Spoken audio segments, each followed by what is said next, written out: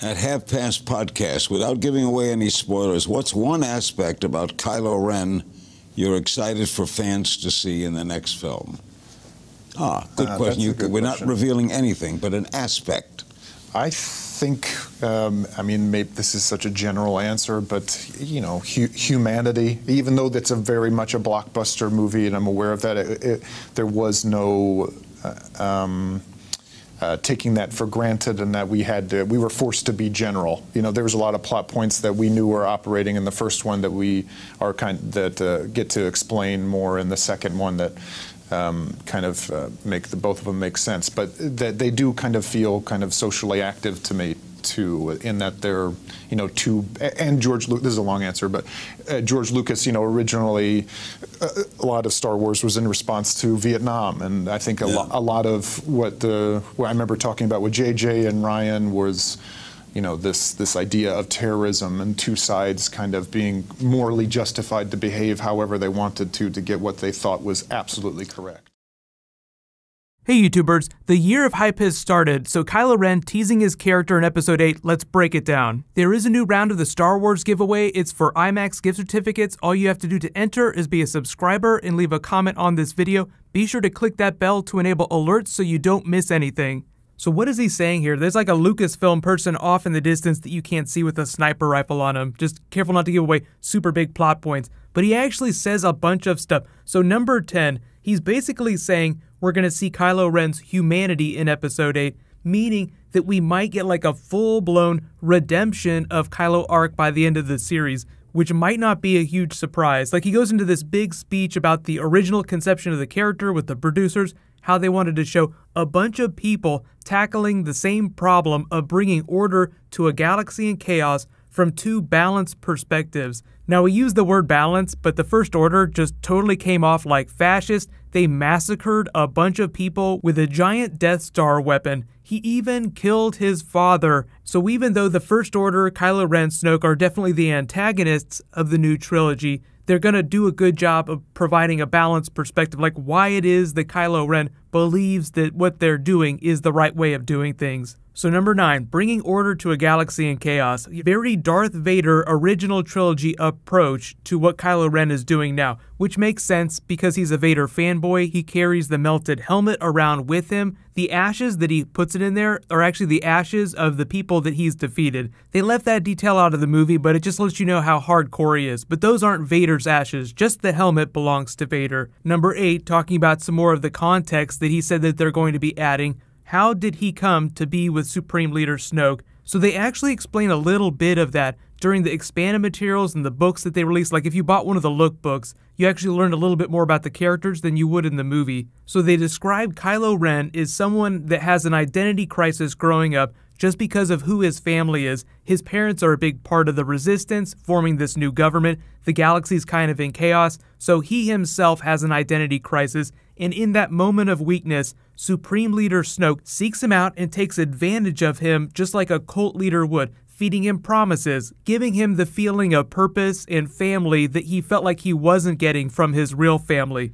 But as Adam Driver describes him, like he still feels the pull of the light side. So number 7, why did he have to kill Han Solo in the movie? The biggest reason for that is that his family was a big tether for him to the light side of the Force. He wanted to get rid of that, so he felt like he had to kill his father, although really it was Snoke pushing him in that direction in a reverse version of what Luke Skywalker had to go through. Like the test that he had to face Vader and confront the idea that he was his father. Like he had to come to terms with that. That was one of the final tests on his path to becoming a Jedi. Not just fighting Darth Vader, but also coming to terms with who Vader was and what that meant about himself, about Luke. So Kylo Ren had a reverse version of that. So when he's having the speech with Obi-Wan Kenobi, getting ready to go to Cloud City to save his friends, Kylo Ren has the same version of that speech with Supreme Leader Snoke here, where he kind of feigns the problem like, oh, this is going to be a big test for you. You've never faced anything like this, even though you're the master of the Knights of Ren. There's been an awakening. Have you felt it? Yes. There's something more. The droid we seek is aboard the Millennium Millennium Falcon in the hands of your father, Han Solo. He means nothing to me. Even you, Master of the Knights of Ren, have never faced such a test. By the grace of your training, I will not be seduced. We shall see. We shall see. So you could argue that Kylo Ren didn't totally pass his test in the way that Luke didn't totally pass his test either. Like, he came out of it with one less hand and just could barely process the idea that Darth Vader was his father. So Kylo Ren is able to kill Han Solo, but that doesn't magically cut him off from the light side of the Force. J.J. Abrams did explain after the movie came out that it sort of like wounded him in a spiritual way, so it weakened him because it was such a heinous act. So that kind of informed his lightsaber fight with Rey at the end. Like, he was weakened spiritually from killing Han Solo, but he also got hit with the bowcaster blast, so he was physically wounded. So he was like gravely wounded, even though it didn't really come across with the performance. Like, you kind of get the sense that he's wounded. But he's a Vader fanboy, so number 6, now that he's done this, he's going to dig his heels in and double down on the dark side of the Force. Even though the light side isn't totally dead inside him, remember, we're going to see his humanity, meaning that if there's still humanity in him, there's still the light side of the Force inside of him. So, redemption of Kylo Ren. So number 6, more context. There's just so much we don't know about what precipitated what's happening in Episode 7. We get flashes of it when Rey touches Anakin's lightsaber. We flash back to the Jedi Academy massacre. You see Kylo Ren with the Knights of Ren. It looks like they've come back after some absence. He has his red lightsaber. So whatever's happened, he's taken on his dark side persona and come back to get rid of the Jedi in the way that Anakin came back and massacred all the children at the Jedi Temple. So whereas with Episode 3, you sort of saw all the moments leading up to that. You saw the Emperor tell him to go take care of the younglings. Like, he basically told him, go kill all these people. You didn't really see that with Kylo Ren's character. So we'll get some more context for that, what led up to that moment, why it is he left the Jedi Temple. If Supreme Leader Snoke is such an evil person, Luke Skywalker would probably be aware of him and keep him away from the Jedi. So there are a lot of character beats and story beats as well that Episode 7 skipped over that Episode 8 will add context for. Speaking of which, number 5, the Knights of Ren. So everybody's wondering about them. The way they explain it is that they're not Sith, but it's basically like another aspect of the religion of the Force, like they introduced the idea of the Church of the Force. Rogue One actually took a more religious perspective of the Force itself. So just like all religions have their deities, everyone has like very different ways of worshiping the Force and using it. So the Knights of Ren is just meant to be like another dark side spin-off, in the way that the Sith was just like another sect of dark side users. But a lot of you are wondering, like, we saw that really badass castle on Mustafar that belonged to Vader. It was built on the ruins of an ancient Sith temple, or an ancient structure that was very strong in the dark side of the Force. So it would make sense that Kylo Ren would start retreading a lot of Darth Vader's path just because he's so obsessed with him. I feel it again. The pull to the light. Supreme Leader senses it. Show me again the power of the darkness, and I will let nothing stand in our way. Show me, Grandfather,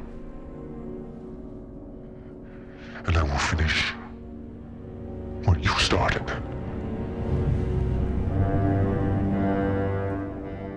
He's almost on the exact same mission with the exact same plan that Darth Vader was on, so even if we don't see it in Episode 8, I wouldn't be surprised if at some point during his training, he visited that place. But we'll see wherever it is the Knights of Ren are actually finishing their training, because that's what Snoke says at the end of Episode 7. He tells General Hux to get Kylo Ren, bring him to me so that we can finish his training. The collapse of the planet has begun. Leave the base at once and come to me with Kylo Ren. It is time to complete his training. So number 4, what is Snoke trying to do with Kylo Ren? What is that training? What's the whole point of it? So the way they explain it in like all the expanded materials, the lookbooks, is that he's trying to create a super Jedi from a fallen light side Jedi because he feels someone touched by the light side could ultimately become a more powerful Jedi than someone who was just a purely dark side Force user. So if you didn't read the Expanded Universe books, there was a character called Jacen Solo. He was one of the twins born to Han and Leia, who became something of a super Jedi himself by learning to harness both the dark side and the light side of the Force. So they called it the unifying Force. It's like a much more broader perspective of how the Force works. And they're kind of doing that on Rebels a little bit this season, but they call it the Bendu. Jedi and Sith, the light and the dark. I'm the one in the middle, the Bendu.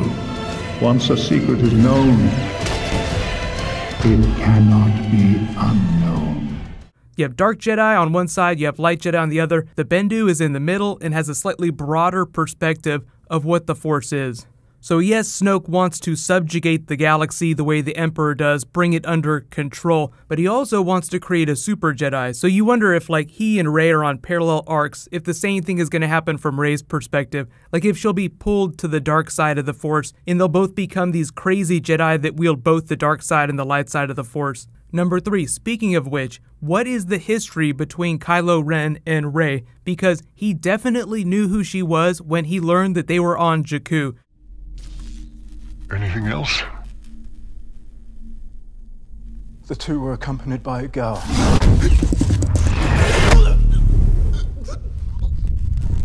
What girl? He freaked out at the thought of a girl, a Force user. So he probably knew her at the Jedi Academy. She seems like she's quite a bit younger, so like when he's here massacring all these Jedi, she's like the little girl here that they drop off on Jakku. So on the surface, still pending what her true identity is, it seems like they just knew each other at the Academy, and she survived the massacre, and he's upset about that. But there are all kinds of theories about who Rey's parents are. Maybe she's related to Obi-Wan Kenobi somehow. Maybe she's related to the Skywalkers. So they'll add more context for that as well. How she came to be left on Jakku by herself. Because presumably if she was going to be hiding out on some desert planet, they would leave her in the care of someone like an Obi-Wan figure, someone to watch over her from a distance. And she really didn't have that. Like there were people that kind of looked out for her, made sure she didn't die, but she didn't have an Obi-Wan Kenobi like Luke Skywalker had. Number 2, what about Supreme Leader Snoke? Where was he when all the stuff during the original trilogy was happening? Because he looks very old, twisted by the dark side, so just like the Emperor, he was very strong in the Force. But if all this stuff was happening with the Emperor and the Empire during the original trilogy, what was Snoke doing? So based on the way the expanded material describes him, he was just kind of waiting for his opportunity. He has a different approach to the dark side of the Force than the Emperor had, so he was just off practicing his Force magic off in a different part of the galaxy, just watching all this chaos unfold, waiting for the galaxy to crumble so he could just walk in, cherry pick the stuff that he wanted, which included the remnants of the Empire, which became the First Order, and then Kylo Ren. Like they said that he had a long-time fascination with the Skywalker lineage, so when he saw the opportunity to nab one of the Skywalker children, someone who flowed from the lineage of Darth Vader, he took it. So it wasn't like he just stumbled upon Kylo Ren, like he'd just been waiting for an opportunity to take him from his family. But number 1, what does this mean about Endgame, and when are we actually going to get some footage? So the footage stuff is a little bit easier to explain. Mark Hamill teased that he's going to give a first look at Episode 8 on his show Pop Culture Quest. He didn't say when that's going to happen, sometime soon, presumably, but I think the actual footage won't drop till Star Wars Celebration in the spring. So just set your calendars for that, for like an actual trailer. So get hype, it's going to be awesome. If 2016 was the year of Zero Chill, then 2017 is going to be the year of hype. So I'll say congratulations to the latest Star Wars giveaway winner, Ulysses Adkins. You win a pair of IMAX gift certificates. Be sure to private message me on the back end of my channel so I can get your contact details. There is a new round that started in this video, so because my next video will be Star Wars Princess Leia, I'll just announce the winner when I post that. While you guys wait for that to post, you can click here for my Thor Ragnarok Planet Hulk preview, and you can click here for all my Rogue One Easter eggs. Thank you so much for watching. I'll see you guys in the next video.